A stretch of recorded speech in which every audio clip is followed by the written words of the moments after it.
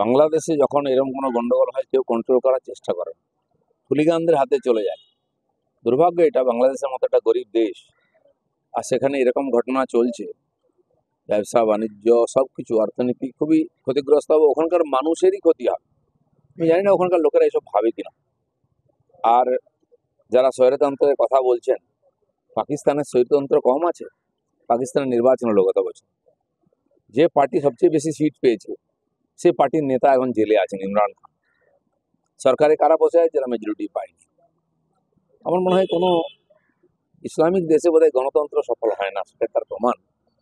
যাই হোক, কিন্তু আমরা পড়োশি দেশ হিসাবে সবসময় মধ্যে চিন্তা থাকে, কিছু গন্ডগোল হলেই ওখানকার হিন্দুদের উপর অত্যাচার হয়, তারা পালিয়ে আসে, আবার সেটা হচ্ছে। কিন্তু তাদের হয়ে কেউ কথা বলছে না, কেউ জামাতিদের কথা বলছে, কেউ স্বৈরতন্ত্রের কথা বলছে। আমার যেটা ধারণা, এই যে যারা সমাজবিরোধী হুলিগান, তারা কারো নয়, নাহলে তারা কি করে পার্লামেন্ট হাউস লুট করতে পারে, কি করে প্রধানমন্ত্রীর বাড়ি লুট করতে পারে? দেশেরই জিনিস। এই ধরনের লোকেরা এখানে সিএ পাস হওয়ার পরে আগুন জ্বালিয়েছিল, বাড়িঘর লুট করেছিল, দোকানপাট জ্বালিয়েছিল, স্টেশন জ্বালিয়েছিল। এই লোকেরাই ওখান থেকে এখানে যারা ঢুকেছে এসে 21-এ নির্বাচনের পরে বিজেপির কর্মীদের বাড়িতে অ্যাটাক করেছিল, বাড়ি ভেঙেছিল, আগুন লাগিয়েছিল, দোকান লুট করেছিল, মহিলাদের অত্যাচার করেছিল। আর এরা এখন টিএমসি পার্টিকেও দখল করে নিচ্ছে এখানে।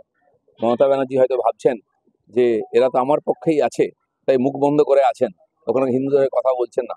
কিন্তু উনি জানেন না, উনি বাঘের পিঠে চড়ে আছেন। যেদিন বাঘের পিঠ থেকে নামবেন, আগে ওনার ঘাড়ে মটকাবে। যেন এক দিদি গেছেন, আরেক দিদি হয়তো সেই রাস্তায় হাঁটছেন, তাদের ভবিষ্যৎটা যেন টিএমসি দেখে রাখে, তারা পশ্চিমবাংলায় কোন দিকে নিয়ে যাচ্ছে, এই আগুন থেকে কেউ বাঁচবে না।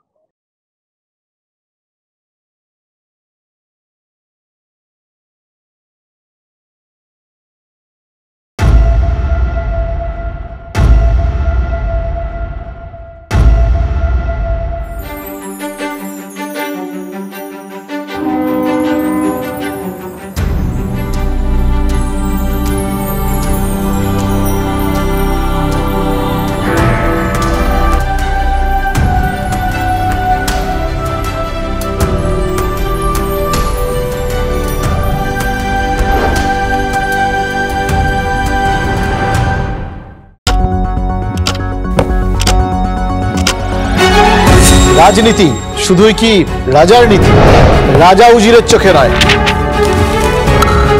আপনার আমার চোখে সমাজের ছবি। কঠিন কথা সহজভাবে না বললেই নয়, না বললেই নয়। প্রতিদিন রাত 9টায় TV9 বাংলায়। TV9 বাংলা না দেখলেই নয়।